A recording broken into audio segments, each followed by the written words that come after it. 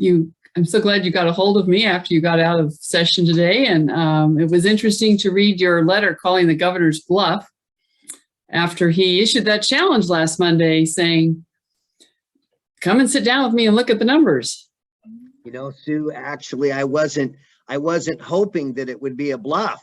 I really was hoping that inquiring minds after 2 years would get a chance to see it, Sue. I mean, I'm not trying to poke the governor here by any means, but I've waited a very long time.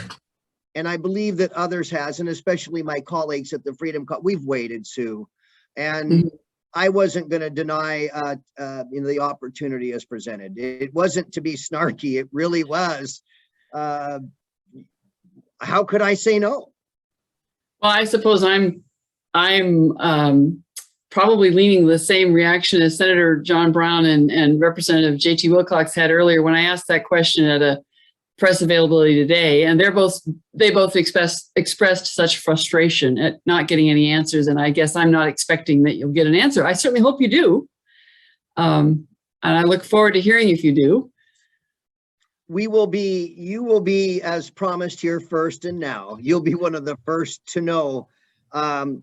I won't hold my breath. I won't hold it in any way, shape, or form. I'm wishful still, but you know, when provided with this opportunity, you know, who am I to have sat back in the shadows with some of my colleagues? And we've asked a lot of questions and we just wanted answers. And again, now's the opportunity where, and I can almost quote, send them my way and I'll show them the numbers. I can't emphasize that meant a lot. And I'm hoping that the bargain is fulfilled. It was a simple offering. I come in peace. I would like to see whatever numbers I can. I haven't been shy, Sue, for the past couple of years. Myself and my district, we have been put on mute. Anytime we get the chance to have a conversation, just like you and I are right now, during emergency and a pandemic and mandates, that's why I'm here for. I embrace the opportunity. But I'm not shocked that the opportunity will not be acted on. Well, and I would be hopeful. I really, I do think, and this is the 2020 hindsight, that one of the ways we could have really all been in this together is if everybody was actually in it together in the decision-making process, and that's just not ever happened. So you've sent the letter to the governor to accepting his offer to sit down with you with the numbers, and you offered a couple of dates and times and asked if there was anything that worked better for his schedule. So we'll see what he has to say about that. I also got a notice today that there's a concurrent resolution that was filed as on a ninth order, 5392, to end the state of emergency now. What do you think will happen with that, or has something already happened in the session you just stepped out of? Well, that resolution is going to be coming up to the floor. I'm proud to say, Sue, that I immediately jumped onto it as a co-sponsor. I think it's another worthy direction.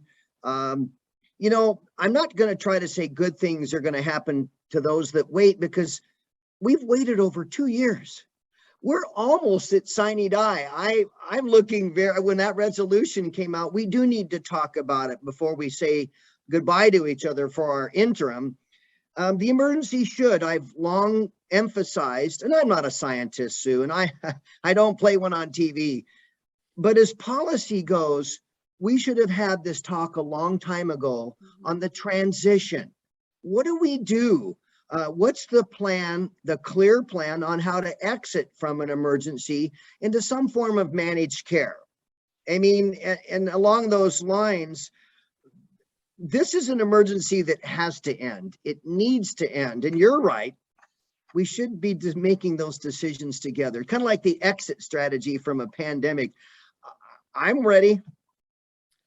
And in fact, an exercise in having that exit strategy discussion now would be useful for future emergencies of other kinds as well, because there's always an off ramp, a gradual decline in the need. So what questions would you like to have the governor answer before, if you get to sit down with them? You know, we've all become a little bit of scientists at home a little bit. For the past few years, we watched a lot of media and sources tell us about numbers. We talk about caseloads and fatalities. It's almost a little bit overwhelming. And really what I would like to see is, where are they at on current numbers? One of my concerns, Sue, is regardless of the numbers, are they timely? Are they effective? And think of it like this, numbers that may get posted, on a Friday or Saturday, do they show up accurately on a Monday? Are they there timely? This is such serious business. You would think that the weekends would never take the time off for numbers. I mean, let's think about crisis. this. You do usually work 24/7 in a crisis situation. That's what I'm trying to say, is that was one of my obvious signs, is the emergency seemed to have transitioned to be a Monday through Friday issue. That isn't good enough. We need to know the numbers, whether the numbers are good or they're not good. The fairness and transparency is just give us the numbers and we'll deal with them. But I don't mean to be disrespectful, Sue, but it's crickets on weekends. It's crickets a day or two later. So by the time we get the news,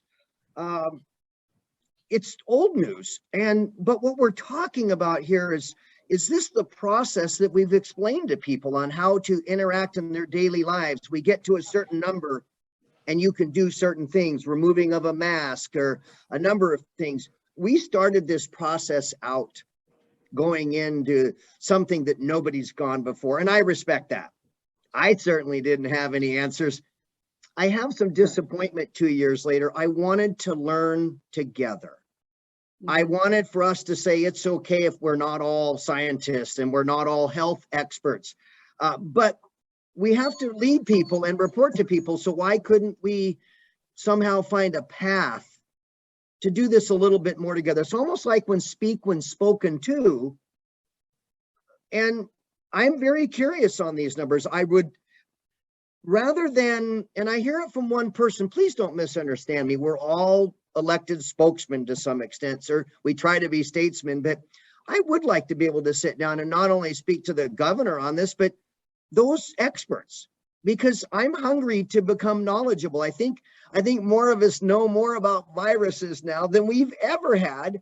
So going forward, the transparency to me is critical. It's the process that matters, not necessarily even what the numbers are going to say. If that door is open, we got to take a shot to communicate. That's a good point. And I know that in the coming years, we're all going to learn a lot as we go through the after action review of how is this one handled?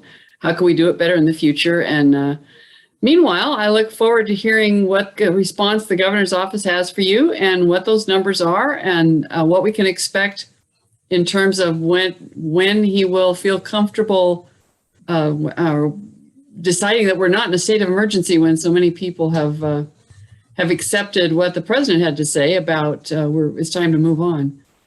Yeah, there's nothing wrong with sharing good news and hope, and we can back the hope up. I mean, let's face it, Sue, the good news, bad news, the world is in turmoil to some extent. And to share a little hope that we've done this, and we've done this together, not just one person. There are millions of people in this state that have done. It's kind of like a teamwork. We've gotten through this together as a team. Some have suffered more than others.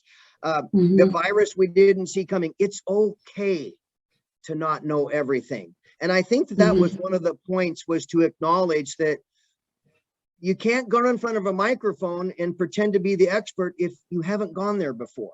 And I wanted some more vulnerability, which would have opened up the door for us to work together a little bit more harmonious. And, again, it wasn't to poke the governor. If he's the one that provided the opportunity, I owe it to 157,000 people to follow their will and lead.